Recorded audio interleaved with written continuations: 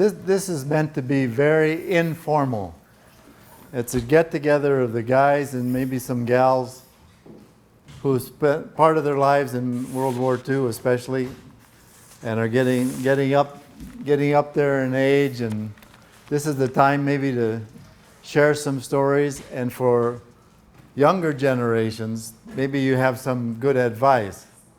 So this morning until 12 o'clock, if we can have some informal sharing, I think it would be beneficial for those that are younger than you guys and haven't had the same experiences that you guys had. And you know, World War II actually started in 1939 and ended in the bombings in Hiroshima and Nagasaki in August. Actually, the end of the war is September 1945. And if you people were involved, you know, millions of people died. Billions of dollars were spent. Countries changed borders. A lot happened. And what I would like to do is to start with is go around the room, and if you can tell us your name, your branch of service. Was it Marines? Was it Army? Was it Air Force, Air Corps, or whatever? And your theater. Were you in Asia Pacific? Were you in North Africa? Were you in Europe theater? And what was your last rank when you mustered out of the military? What was your last rank? And that'll at least get us to know who we are. And I should start with, I'm David Hopkins. This is my father. This is my father-in-law. And they're both European theater World War II vets, and his wife was also a vet from the U.S. Navy who has passed away. And the motivation is to try to get some stories and some advice from you guys. And it's a chance, if you can be as open as you can be, that I think will help us all. But Frank, you want to start? Go ahead. I mean, you were in the military, so. However, my brother he was in the Aleutians. In the Aleutians, yeah. You were in Korea. No.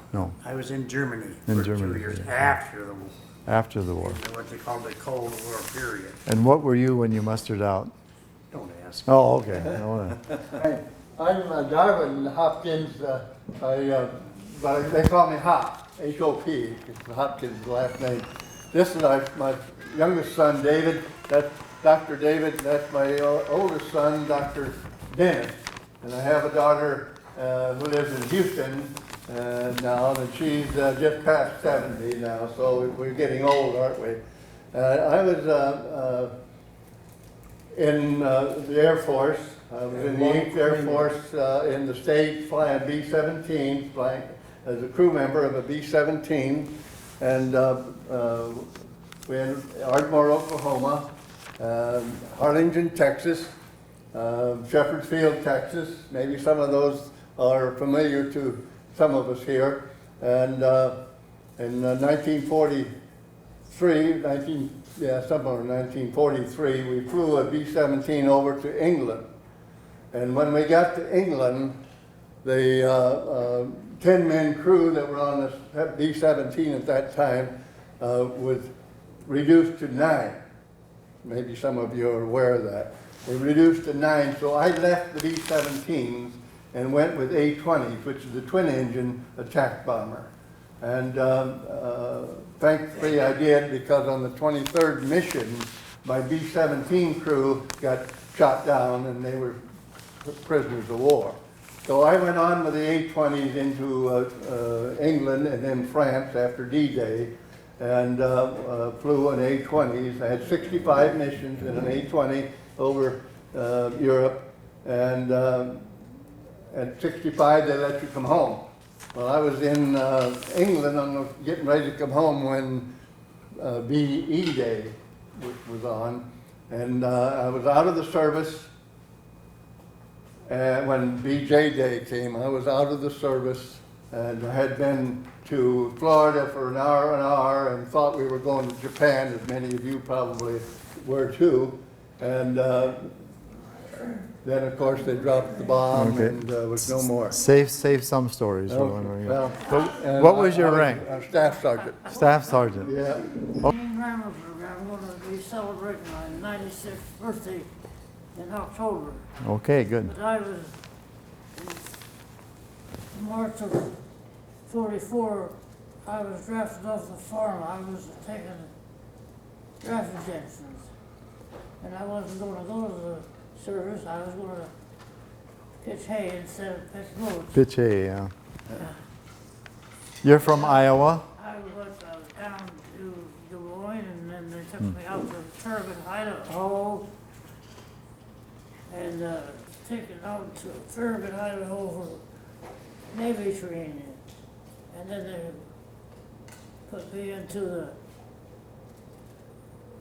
Navy out there after I left Turbin, Idaho, then I put me over to Chicago for training. Then I went to Richmond, Virginia they put me in the Marine diesel engines. And then they took me out from Richmond, Virginia, way out to the West Coast, and I boarded my ship there. My ship was the USS Goshen, APA 108. We could transport 1,500 men, and we traveled all around. We traveled 50,000 miles, taking people around In the Pacific, just the South Pacific. South Pacific. But I never got into any real war. We just transferred it around. Yeah. The biggest big thing we had was one time we came What was your rank when you mustered out? to, I was a motor machinist third class. I mean, I was on the Higgins boat. My name is Harry Frost. I only went through school 7 years of grade school. I worked at different jobs that you people probably know for a daily wage of $1.30 a day. When I was inducted in the service in November 27th, 1944, I was inducted in Fort Snelling, and I was transferred to Fort Leavenworth, Kansas, and then I was transferred to Camp Clement, Texas. I spent about 3 weeks there, and they transferred me to Fort McClellan, Alabama. I got there, I got pneumonia, I spent a month in the hospital, and then I was in reconditioning for another month. And from there on, went back to Fort McClellan, Alabama. I was there for about 3 weeks on basic training. And the company, the first sergeant come out and said, we got 70 men in the company. It's going to Aberdeen, Maryland for mechanic school. And first thing went in my mind was I had 7 years of grade school competing against 260 men. I was one of the 7. I went to Aberdeen, Maryland, and I spent 13 weeks in the mechanic school. I was given 3 years of college along with the 13 weeks. And I went from there, I went to the Pacific by train and went to California, Camp Field, California. Went there I was aboard ship with 4,000 troops when the bomb was dropped. I was supposed to go to Japan, and instead after the bomb was dropped, they changed my orders to go to Manila. What I have seen in my lifetime, I've never seen anybody in this country as class as hungry as compared to what I've seen. In Japan, after the bomb.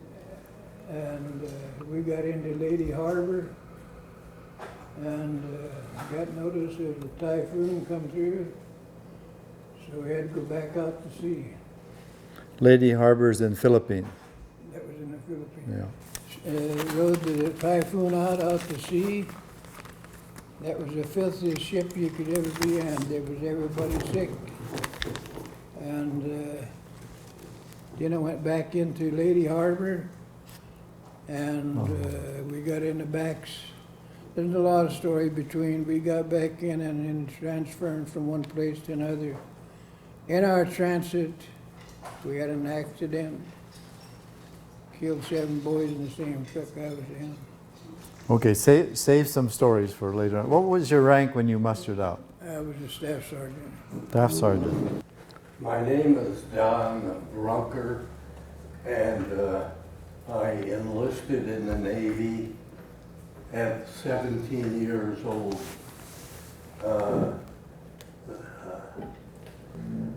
I went to boot camp in Farragut, Idaho. I thought they'd send me to Great Lakes because I lived there. That was my destination there. From there, I went to an electrical school in St. Louis, Missouri, and spent 3 months there and got my first increase in rank, and from that point I was assigned to ship an LST. Most of you, I think, would remember the LSTs with the bow doors in the front. And we carry mostly Marines and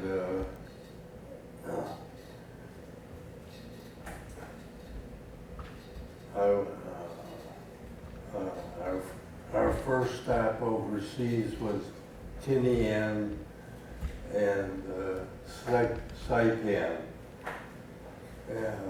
From there, we went on and we were assigned the duties of carrying troops and goods from one place to another until in 1944 we were involved in the invasion of Iwo Jima, and that was our first experience of warfare.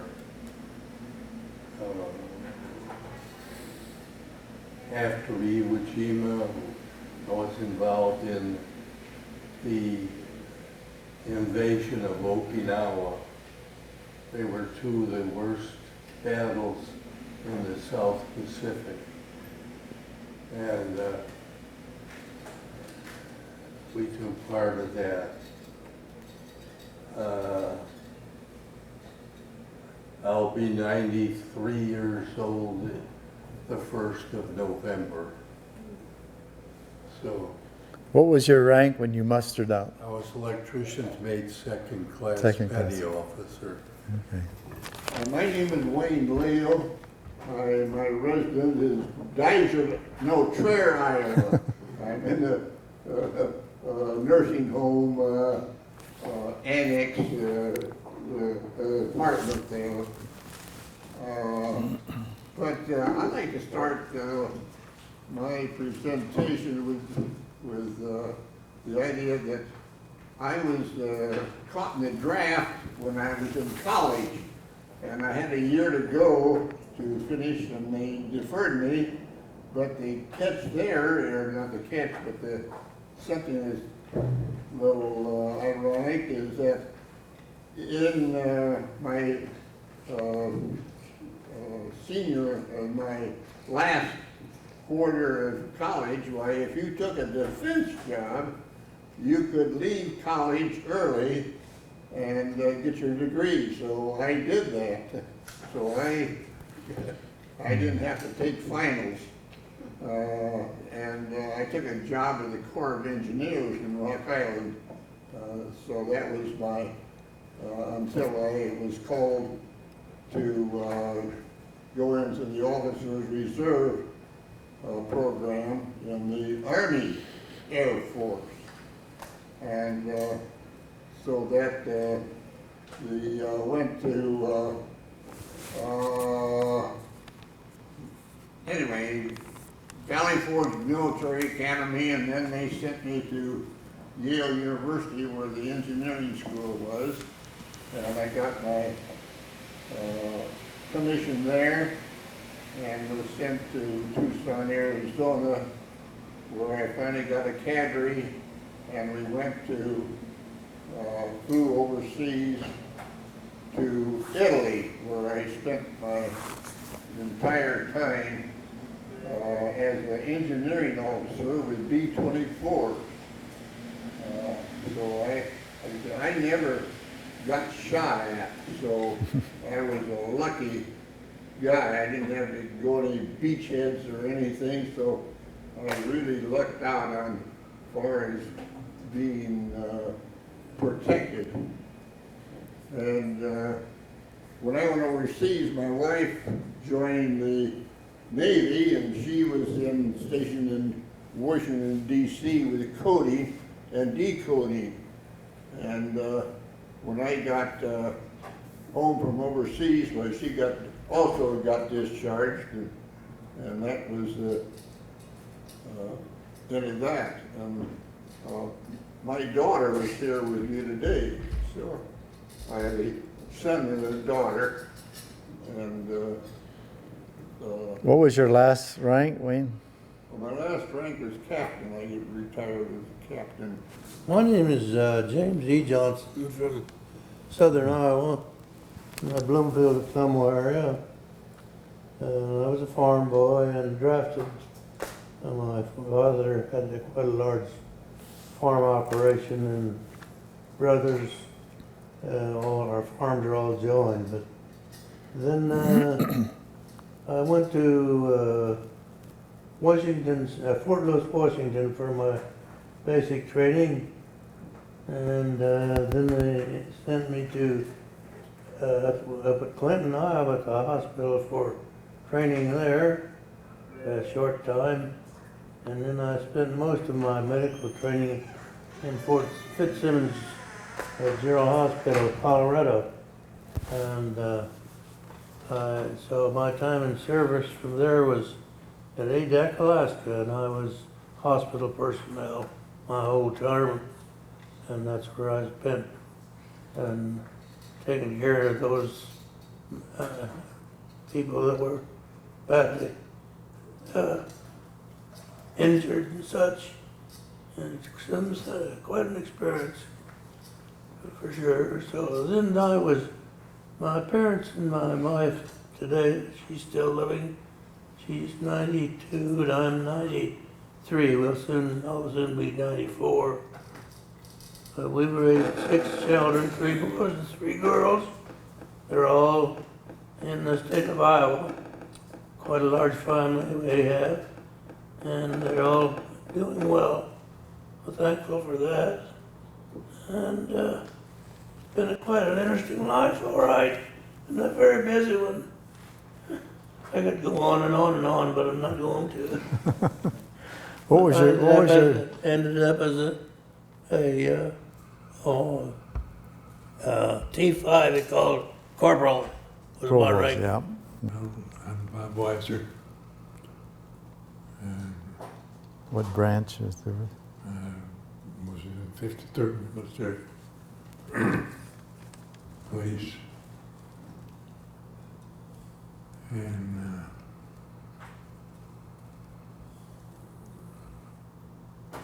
I guess that's about all of it. Where were you in the? I was in Rommel, France, and What years do you remember then? Yeah, the year is 45, 44, 45. 44, 45, yeah. Yeah. And what was your rank? Sergeant. Sergeant. Okay. And that was it, not it. I mean, it was sergeant, and that was, And you mustered out in 45, I suppose. 45, yeah. Okay. In the 301st Seabees CBC. Construction Battalion on Guam, where it was 100 degrees all year round, Oh, yeah. and we dug out reefs, made docks for ships that fastened up to. At first, the mosquitoes were so bad, we lived on a bird ship, the USS City of Dalhart, for 2 years. Then they sprayed the whole island, moved us to tents on the island, and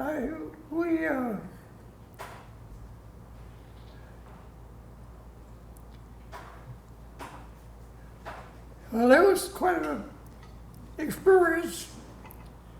No,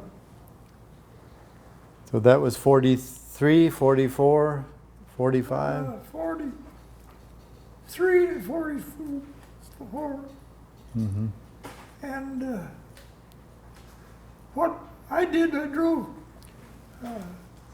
LCVPs 36 feet out of Coxon. And Those are landing craft.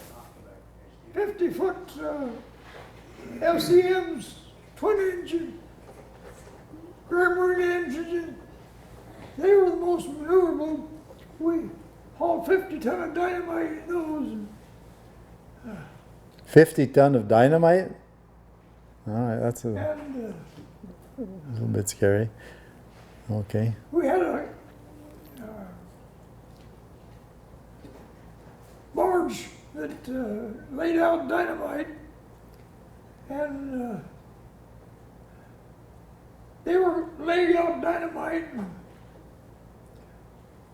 when it went off, nothing left. Nothing left. The whole dynamite barge, everybody on it was all blown to bits. All we picked up was one guy's shoe with his foot in it. Wow. Okay.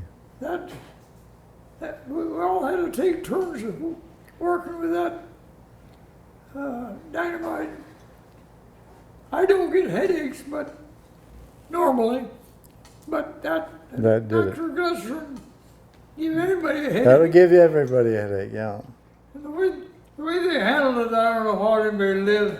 They take these cases of dynamite were fastened with wooden cases with steel bands. Take a hatchet, cut the steel bands with it. Then they fastened about 4 sticks of dynamite, string between them and 4 more. Lay them on a barge, back up across the reef they were wanting to blow up. Wow. And it was real hazardous stuff. A little hazardous, yeah. Did you get down to Subic Bay in the Philippines? Did you get down to Subic Bay in the No, it Philippines? was Marizo Bay. Ranger Bay. We used to go to Marizo Bay for our nursing For R&R, yeah.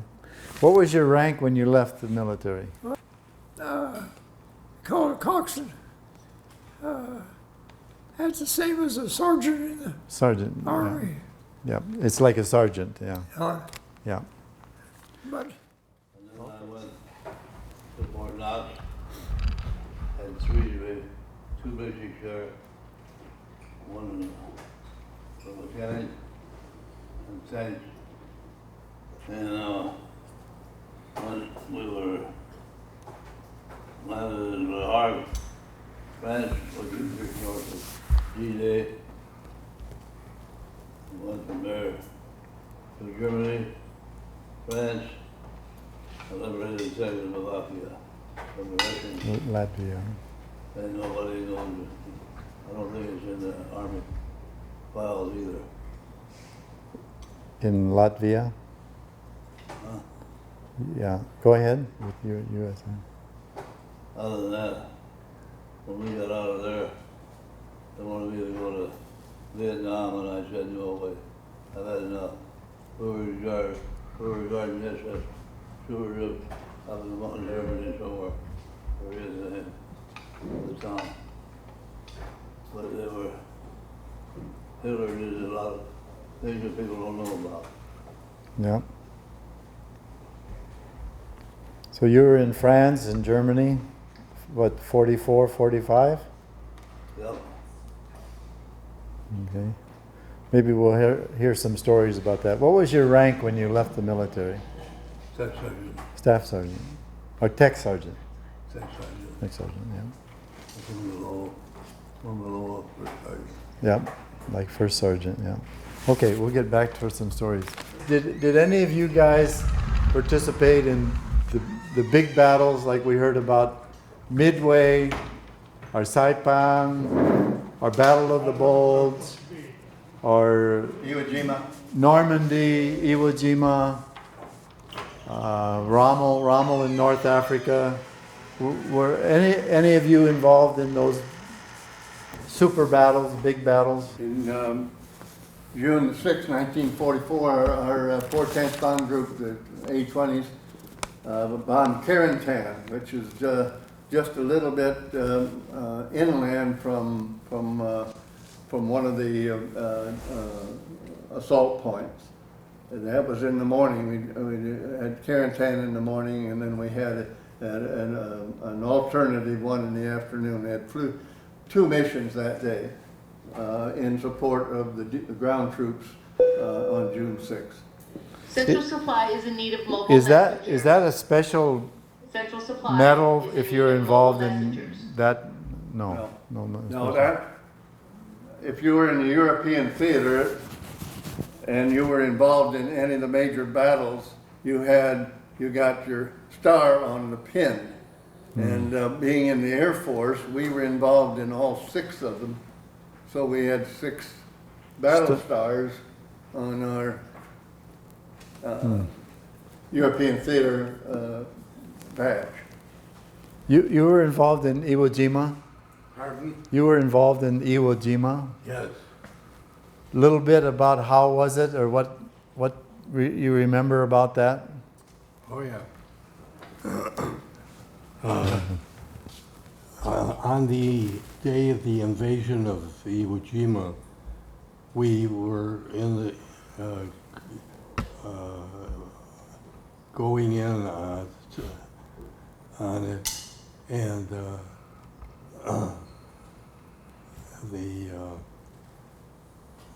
we were told it wasn't going to be a piece of cake, and it wasn't. We went in on the invasion, and there was so much gunfire from the Japanese. We had to back off a day and call in the Navy bombers who tried to soften up the mountain. They had a rail system that it could operate guns from below or above or horizontally, and they had a long time to build. They'd have tanks built right into the ground so that they could see in all directions. And Did you happen to see the flag, the U.S. flag going up? yes, I was about 1,000 yards from that when it went up. You could have been one of those guys. I probably could have been one, but we weren't. They raised the flag.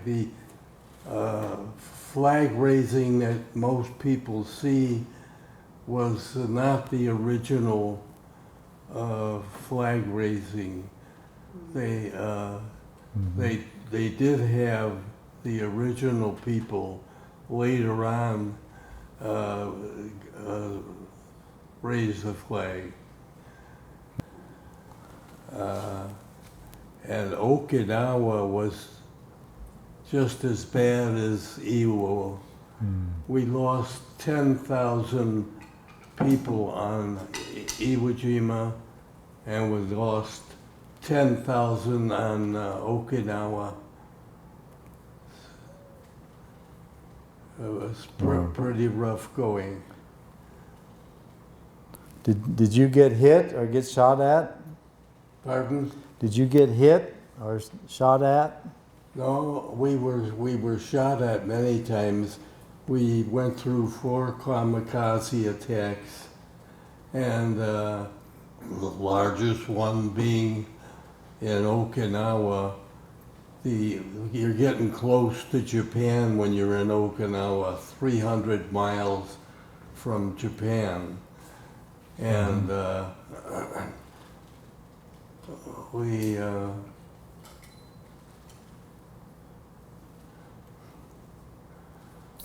Did your ship get hit? No, we were very fortunate that we didn't get hit. We have many times where there were bombs going off around us, and we were able to come through it non-scarred, which was good. Yep. Okay. That's about it. I know, is anyone here 100 years old? Nobody. 99? Okay, 99. 98? 98? No, I'm 96. 90, okay, 97? 96?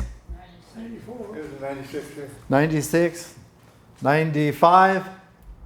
Oh gosh, mid 94, I know. 94? 93, you'd be too young. 93? You were young kids. Yeah, 17 in the Navy. 17th birthday. Wow. Any regrets about that? No, I don't have any regrets. Actually, I think in my case it turned out to be a welcoming, because most of my training as a young adult was in the Navy, Mm-hmm. and I'm happy for what I was able to do.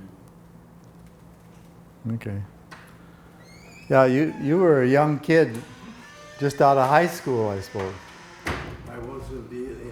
I was in my second year of high school when I enlisted, and I finished my high school when I got out.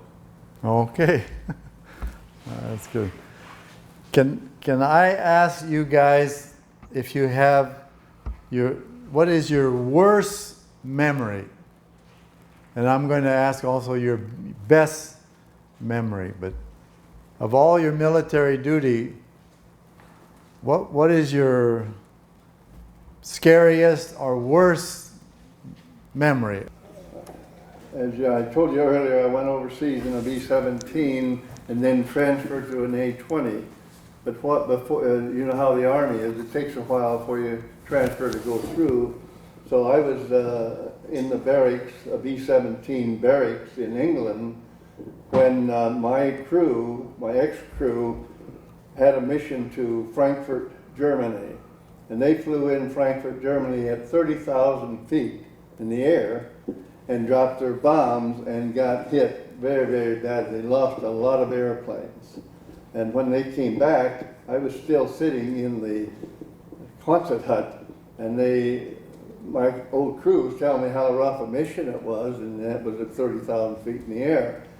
After I transferred over to the A-20s, which is a twin-engine airplane without oxygen, we could fly at 10,000 feet in the service, as some of you know, you had to have an oxygen beyond that. And on my 42nd mission, our target was Frankfurt, Germany.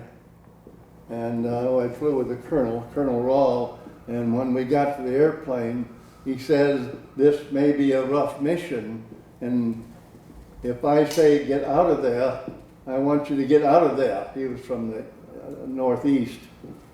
And it was an extremely rough mission. We lost on the flight going in with the Bombay doors open, we lost Captain Cyrus on the right with the number 2 ship off where we were number 1 ship. And it was very, very rough. We got hit in the Bombay and we had to drop out of formation, and 2 P-51s came along beside us and flew with us for however many miles, and finally Colonel Rawl came back and led the group back to France, and he got the DFC for that. And we had 17 holes in the airplane. My other gunner got gasoline in his eyes from the Bombay, and I was sitting in the turret, and my legs were just a jumping. I was scared, very, very scared. Your knees shaking. I was shaking like a leaf. Yeah. I wasn't very brave then. What was your worst memory? Scariest moment, maybe? When I was aboard the USS Goshen, APA 108, we were mostly transporting troops around. Go ahead. We was ready to, we had a suicide plane coming at us. Kamikaze. Yeah. So our crew had enough skill to kill off that suicide plane, or else they would have bombed.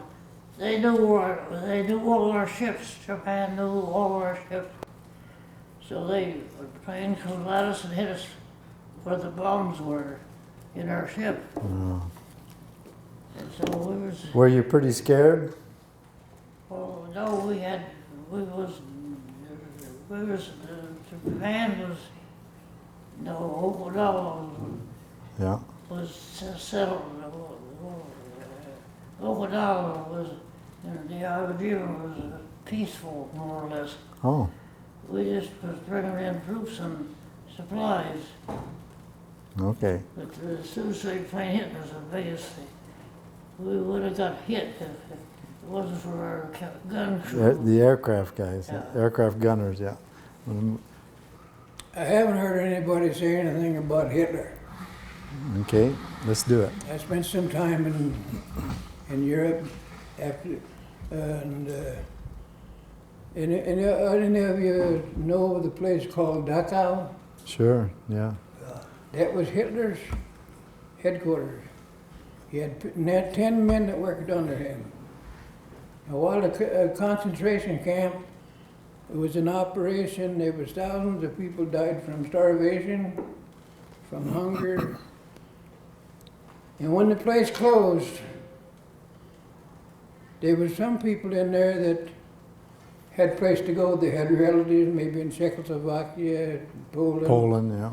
They had some place to go. Some had no place to go. So they stayed and helped tear down some of the barbed wire time around the confinement. And while I was there, those people that tore the barbed wire time went down were walking on soil and ashes from burnt bodies. and bones. Burnt the. Were you in Dachau? I wasn't in Dachau, but I was in Germany. I've heard many of the stories. Many a story, yeah. I'm gonna pass it I on. can tell you stories that make you stand on head. All right, let's- your hair stand on end. Let's hear a Not story. that I was involved in. Okay, but about the concentration camps, yeah. Hitler rounded up, said he had 10 men, and you probably heard that the 10 men were hung of Hitler. But he sent them, but before they were, a year or so before, he sent his men around to the different cities and gathered up all of the what they could of people who was disabled, children that was disabled, Yeah. around 1 million of them. Hmm. He shipped them I can't remember the name, Poland. Poland, probably, yeah. Shipped them to Poland and put them all through the gas chamber. The scariest moment that we had was going in on the invasion of Okinawa. And there were, the Japanese had let mines, floating mines go. So we were going through a floating mines area, and we had to call in to get the minesweepers, which were quickly on the job and did a good job. So your ship never hit a mine? Pardon? Your ship never hit a mine? Never hit a mine. We came about 2 feet from it, but never hit a mine. We said a lot of prayers aboard ship. Yeah. And They worked. and they worked. That was the closest I came to the enemy. Was a plane circled our air base and coming in for a landing, and they ran out of gas just before, and they bellied into a pasture, and finally ended up just hitting a stone fence, and got the props and stuff. It was a 2-engine plane, and but anyway, we ran over there, and the guys came out with their hands up, and turned out they were a bunch of Yugoslav boys who were supposedly taken off to bomb the Russian front, and they defected and went clear down flew low over the Adriatic. Of course, the British had anti-aircraft guns all along the Adriatic, but they flew out of the low enough, I guess, not to be detected, and got into our base. So that's the closest I came to enemy. Event? Well, my service was in the hospital. That's right. Yeah. On Adak, Alaska, 179 Station Hospital, and it was troops sent there for care from Japanese theater as well as European. Okay. And of course, during a little old scuffle with the island of Itu, we wiped the Japanese out there right away. Wow. So it wasn't amount to much, but it was a tremendous supply and air base here in Adak, Alaska. That's 44, 45? 1944, 45? Yes. Yeah. I think when I was out on what they call the boondocks, the jungle Yeah. on Guam, I came face to face with a Chamorro dragon, which was about 12, 14 feet long and about this high, and a big fork tummy. I was carrying a M1 carbine, but they said if it wasn't Japs, then I would shoot her. So The heck with the Japs, they got these dragons on Guam. he went one way and I went the other. Did you shoot it? No, I said they told us not to shoot because everybody would come running. They think we're shooting at the Japs. Yeah, that's right, yeah. All right, that's a pretty good story. Well, two of them. One of them we were getting ready to head into Czechoslovakia, and we were parked. We had bombed out our bridge, and we were parked waiting for the action, I guess. We got an action all right, but they come back. The infantry was camped down south of us, and they came back and said, "Hey, your tank is gone." And they were loaded, ready to go. And he was out there shooting infantry. So we went down there, got the guy, chained into a tree, left him. I Okay. don't know what happened to him. Who was chained to the tree? The guy that took my tank. Oh my God! And you never knew what happened. What happened to him? No, not as we chained into a tree. Okay. Yeah. You said you had 2 stories. What's the other story? Well, we were in the foxhole. And the Foxhole. Germans had what they call it, screaming maybe. In the foxhole? Well, there was a bomb. Oh my God! Yeah. The screaming maybe. And we could tell by the sound of it if it was going to go over or short. Did it go off? Yeah, It exploded? yeah. Oh my God! But I was telling you, we had a what was she called? Japanese gal. Interpreter? An interpreter? No, she was on radio. Oh, Tokyo Sally or whatever it was. Tokyo Rose. Tokyo Rose. Yeah. She was singing, it was Christmas Eve. She was singing a good song, and the tears would roll on my eyes.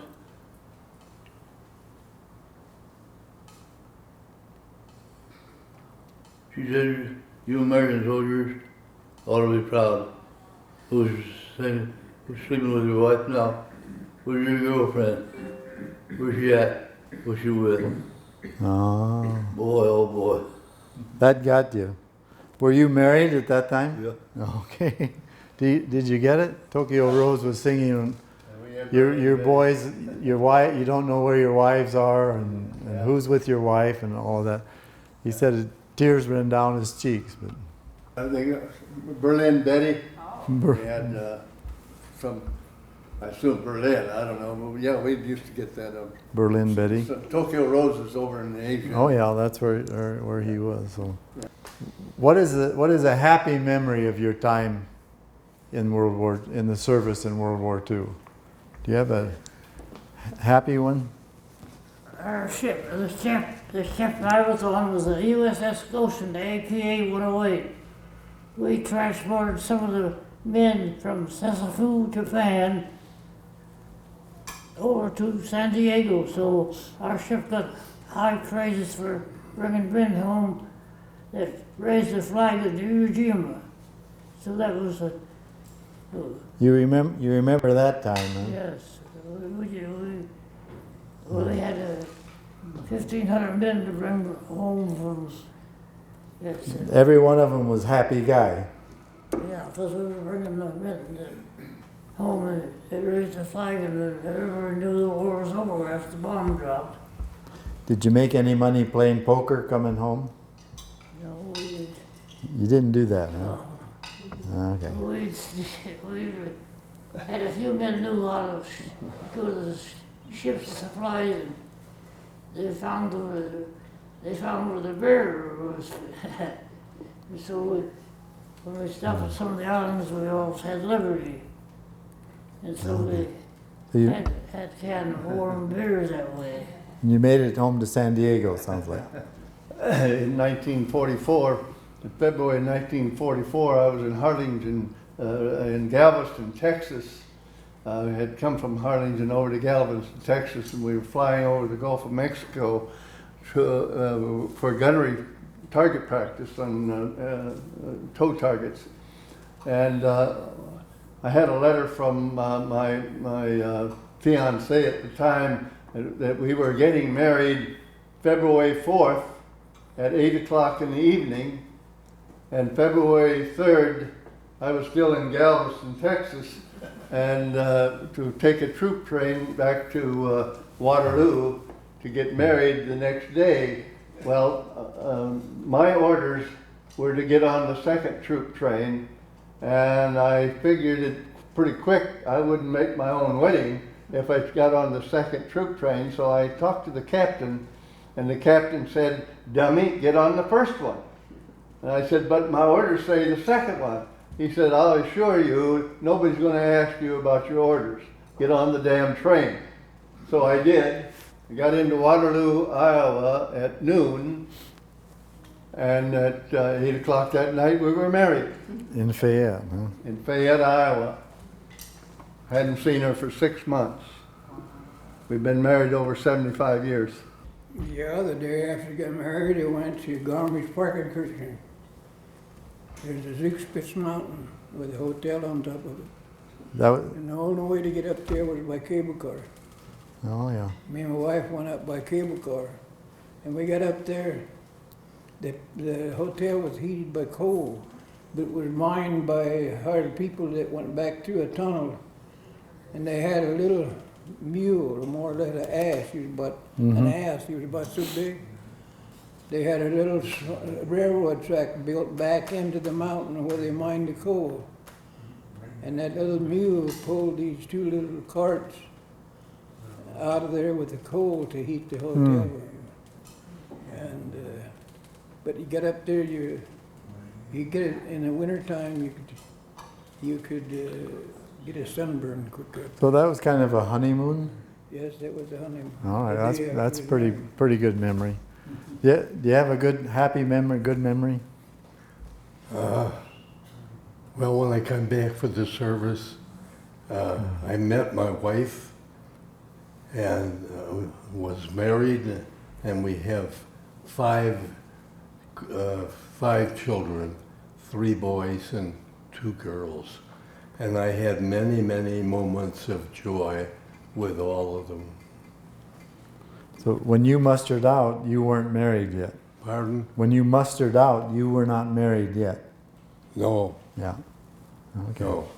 Well, I'm trying to think of just what it would be, but I suppose one of the happiest time in our group was VE Day, and that really had the outfit really did put on a celebration. So, How about meeting the Pope? well, meeting the Pope, you know, that was an experience. Another guy and I happened to be in Rome when they had the Pope had a audience with all the soldiers, and so anyway, there were all nationalities of soldiers in there, and anyway, they carried him in on a, I don't know what you call it, but and put him up in front, and he welcomed us in I don't know how many different languages, because there was all kinds of soldiers there, and then afterwards, why, the guys all lined up to kiss his ring.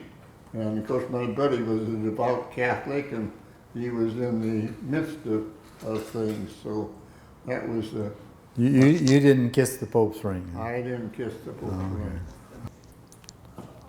Well, not really, I guess. I don't know what to say about that. I just always did what I was told, tried to do the best I could, and everything went well with me.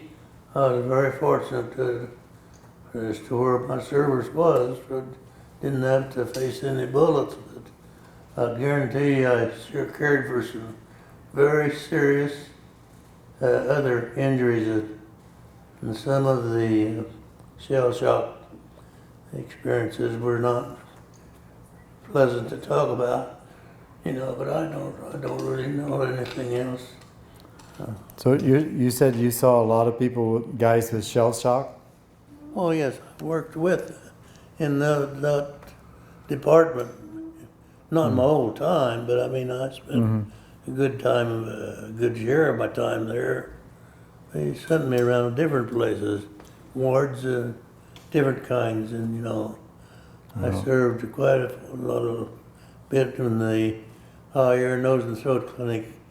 Dr. McVick from Minnesota, a wonderful guy, and but I spent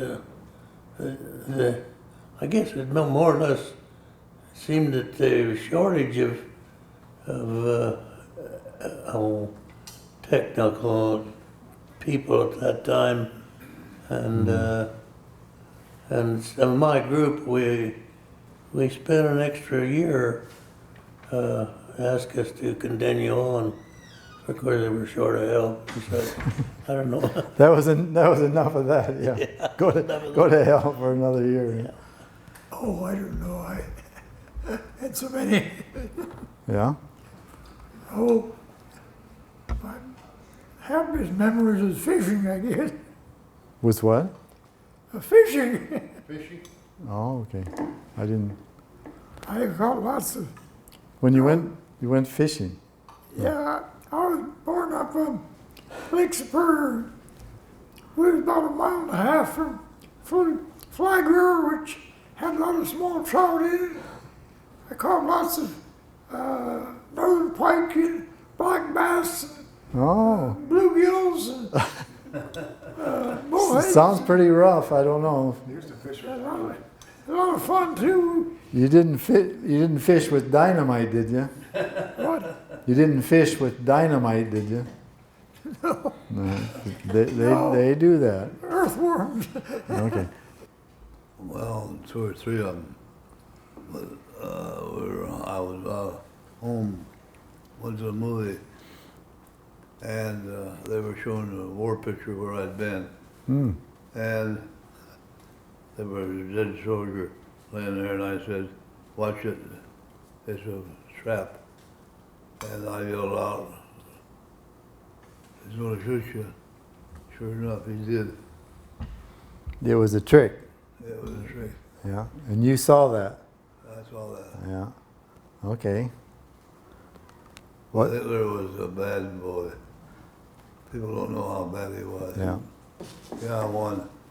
He was Holland. He had a big building. And this is in Nuremberg. He had a Oh. big building. And he'd all, whoever wanted to go with him, he'd take them. Somebody said, gonna bathe them. So he's bathing them in there, turn the shower on, and he gas them. And I got pictures of him Oh. laying in the dishes, naked. That was in Nuremberg. Yeah. Yeah. Okay, that's good. Good story. And they gave us cigarettes and candy bars and cigarettes along with sea ration and stuff was separate. Oh, wow. And then if you didn't smoke, you traded your cigarettes for candy, or in my case, I sold them to the French guys that were working on the field. They repairing the holes in the runways and so forth. And when I got my cigarettes and candy, I would sell them to the French, the frogs we call them. Shame on you. And we, Yeah. yeah, and I got $20 a carton. Used to get a carton of them a month. Yeah, Lucky Strike, Chesterfield, any of them. No, mostly camels, Camel. luckies. Do you remember the Battle of the Bulge? Very well. Were you on the ground? Yeah. Can you say a little bit about that time? No. I don't talk about it. Okay. It was rough. It was hand to hand, right? Yeah. Who was your commanding officer? Patton. No, you were under Patton. And he told you, don't worry, boys, shoot first, and we'll ask questions later He on. slapped that soldier. Yeah. He slapped that soldier. You probably heard about it. Yeah, that's right. He did slap us. So I think Yeah. that was in the movie anyway. I don't know. Well, he did it. It really happened. Yeah. Okay. And he, later on, became a better soldier. He Yeah. was a good soldier after that. So all you guys respected Patton. You bet. You loved him, yeah. Had a dog with him. Okay. Oh, did anybody ever see Jack Benny's, Bob Hope's USO show? Oh. Now, I saw 3, Lucille Ball, Frank Sinatra, and Joe Lewis, USO. Now, but did anybody see Jack Benny? Bob Hope, I mean. Oh, Bob Hope. Yeah. Twice. You saw Bob Hope? No, Okay. he came out of the front lines. Did he have a golf club? I don't remember that. Yeah, he usually stood there with his Yeah. driver. Pretty women with him though. Okay. So if you had to say what piece of advice you'd give to the young generation and to our leaders today, I'm just curious what it would be. I know it's not easy to think of things, but we're not going to have many more chances to hear from you guys what you felt at that time, what you learned by being in war and for living for 93, 4, 5, 99 years. I would say unless there was a deliberate provocation from another power, that we need to do everything in our power to prevent another world war, whether that means by visiting with them, talking to them, or whatever. Anything that we could do that would prevent another calamity like we all went through would be beneficial to mankind. Well, they have to know, maybe I'll speak out, but you know what the Ten Commandments are, and you know what the golden rule is, and Golden rule. You're not to love your neighbors and love everybody. The parents gotta learn to teach your children how to obey the right thing to do, and that is to go and teach them the Ten Commandments. You mentioned the golden rule and love your neighbor and peace. Well, I'd say enjoy life. A lot of people take it for granted that from day to day life goes on, and enjoy it while you have it. Okay. There's a lot more, but And stay out of war. yeah. 99 and a half, half counts when you're 5 years old and 99 years old. So, December. yeah, what did, from your military and life experience, what would you say to the young generation now? Well, the whole thing is this the dope, drugs. Stay away from drugs, and of course, the whole thing is now, to talk about war, is to vote. Get people in there that's going to keep you out of war. Okay. Truth and hard work, I guess. Yeah. He sounds like he's from Iowa. Tell the truth and work hard. We need a lot of that, I'll Yeah. tell you that. Need a lot of hard work. Yeah, and truth. Okay. My comment would be that to the young generation is get an education, a formal education. From there on, it's wide open. Get the education, yeah. For myself and for baby boomer generation and generations below, we have to offer our salute and appreciation to you guys as young kids, 17, 18, 19 years old kids, which is unbelievable to us. Went in and put your life on the line, put yourself physically at risk, basically to save the Western civilization. And so I just wanted you to know and to say that we honor and appreciate, even though we can't fully understand all that you guys went through. But we do know, and hopefully we will always understand the end result of your service is that we're here and we're free and we're talking and we're doing whatever we want to do.